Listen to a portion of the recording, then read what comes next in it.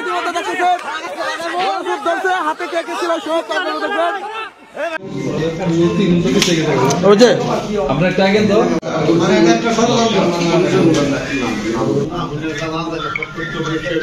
এবং প্রতিবাদ জানাচ্ছি।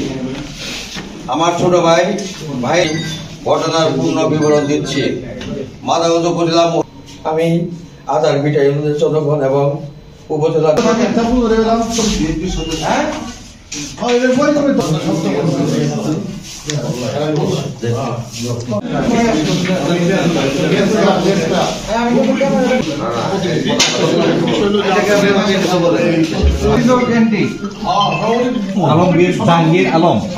দপ্তর সম্পাদক, সে এখন ওই মহিলা বিষয়ক দলের সেক্রেটারি পদে প্রার্থী। এখন এইটাকে উপলক্ষ করে এলাকা থেকে কিছু মহিলা ওই সম্মেলনে যাবে। 8-900 লোকের অ্যারেঞ্জমেন্ট আমাদের বাড়িতে করা হয়েছে। এই জন্য বজলু কসাইকে ওই 600 টাকা ধরে মাংসের জন্য টাকা দেওয়া হয়েছে।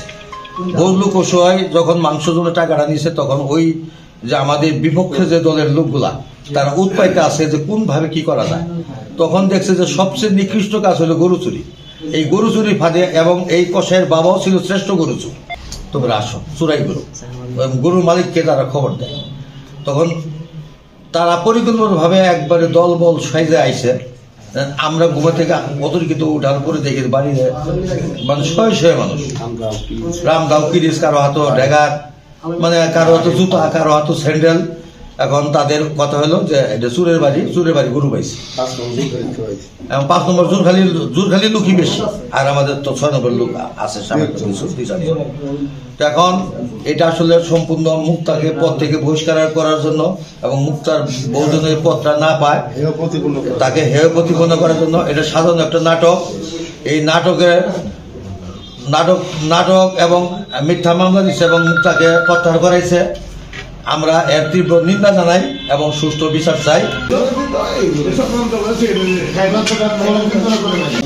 মাদারগঞ্জ থানা শ্রমিক দলের সদস্য এবং ইউনিয়ন শ্রমিক দলের আহ্বায়ক। আমার ছোট্ট থেকে আমি বিএনপি করি, জাতীয় দলের বিশ্বাসী।